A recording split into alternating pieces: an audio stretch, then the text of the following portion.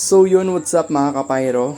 This is Miggy Pyronatics. And then, ngayon, papakita ko lang sa inyo yung pre-series natin ng aerials natin na gagamitin sa linggo para sa birthday ni Ermat. Yan.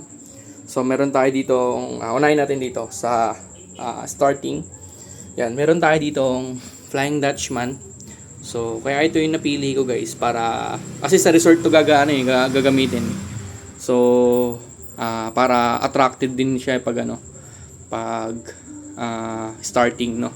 Kasi meron tayo ditong Flying Dutchman. So kaya ito yung inuna ko guys kasi maingay siya, no. So takaw attention talaga siya. Kaya ito yung inuna ko. And then sunod natin si Harley Quinn, 100 shots. Ito hindi naman ganoon kataasan yung putok na ito guys, no. Parang mid-break lang siya. Yan. So yan, sinama ko na rin yan. And then puputok tayo ng power balls, 16 shots. And then nag-fan shape tayo dito ng Eros Cupid. Yan, assorted na yan.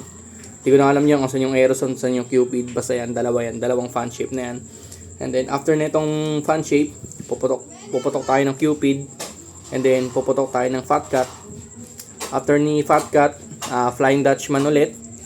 And then puputok tayo ng fan shape. After ni fan shape, puputok tayo ng 25 shots ni Tiger Fireworks.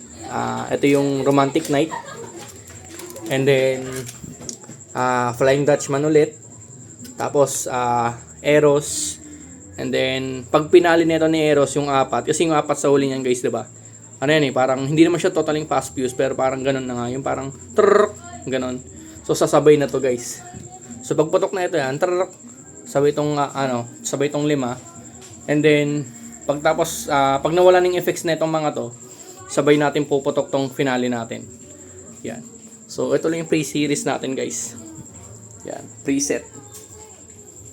Yan. So yung test pair na ito or yung putok na ito, i-upload natin sa linggo pagtapos ng birthday ni Mama. So yun lang. Thank you.